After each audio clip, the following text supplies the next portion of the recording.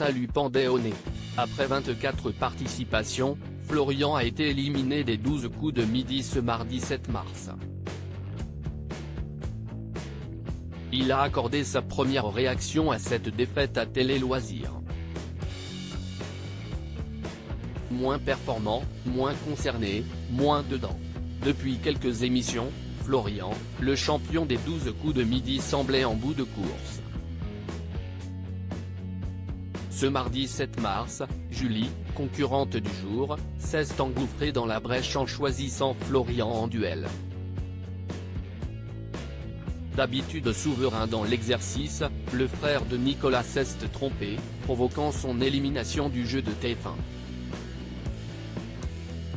Il repart avec une étoile mystérieuse découverte et une cagnotte globale de 95 838 € de gains et de cadeaux. Pour Télé Loisirs, le jeune homme de 23 ans a accordé sa première réaction à son élimination. Je ne me sentais plus bien. Télé Loisirs, que s'est-il passé aujourd'hui? Florian, mon élimination englobe beaucoup de facteurs. Il faut prendre en compte qu'en plus du stress, j'étais éloigné de ma famille et de ma petite amie. Le matin de mon élimination, je suis arrivé au studio en petite forme. J'étais plutôt fébrile et triste. Depuis 2 émissions, je ne me sentais plus bien. En conséquence, je n'ai presque rien gagné et suis passé au rouge. Là, je perds sur une question d'histoire, le couple.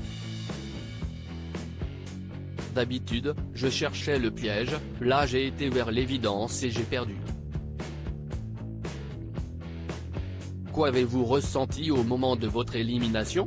J'ai ressenti un énorme soulagement. Je me suis dit que je pourrais retrouver ma famille, mes amis, ma copine et ne pas louper mes examens. C'était une sorte de libération. J'étais très heureux. Je pleure parce que je vois Julie pleurer. Ça me fait toujours cet effet quand je vois quelqu'un dans cet état. En revanche, en sortant du plateau, j'ai fondu en larmes.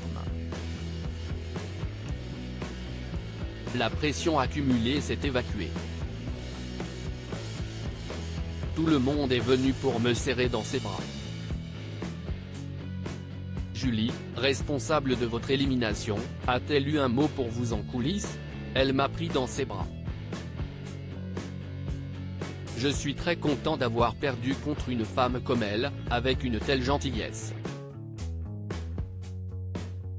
Nous sommes toujours en contact. Son métier d'éducatrice d'enfants sourds m'a énormément touché aussi et se relie un peu au mien, comme je travaille aussi avec des personnes sourdes et aveugles. Je me suis dit que ça serait cool que ce soit elle qui reste. J'ai pu me prouver que je pouvais gagner. Imaginez-vous pouvoir mener un tel parcours? On ne s'attend jamais à ce qu'il peut nous arriver dans la vie. Je peux avoir un accident de voiture, je ne m'y attendrai pas non plus, il rit. Je pensais, sans vouloir me vanter, que je pourrais gagner un peu, mais je ne pensais pas rester 24 émissions. Ce qu'il faut savoir, c'est que dans les 12 coups de midi, même si certaines questions sont extrêmement faciles, c'est très compliqué puisqu'on rentre sur le ring tous les midis contre les 3 autres candidats. Un pas de côté et on se retrouve KO. Quel bilan tirez-vous de votre expérience? J'ai pu me prouver que je pouvais gagner et combattre le stress qui m'habite au quotidien, même si, j'arrive à la combattre et à le cacher. J'ai surtout pu montrer à moi-même que j'avais des connaissances que je pouvais sortir quand on les appelle. C'était une superbe expérience. Tout le monde est super accueillant. Johan, qui s'occupe des maîtres de midi, est une perle aussi.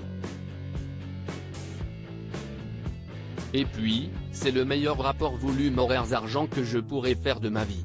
Il rit, avez-vous envie de participer au combat des maîtres? J'ai envie de dire oui. C'est un super challenge notamment si Nicolas est en face, histoire que je puisse lui montrer qui est le patron, il rit. Ça risque d'être compliqué face aux grands champions, je vais devoir réviser. Mais j'avoue que j'ai très envie de me mesurer à Xavier ou à Bruno. À lire aussi ce n'est pas la voiture qui m'intéresse, Florian, les 12 coups de midi, révèle l'étonnant cadeau qu'il souhaitait remporter dans l'étoile mystérieuse.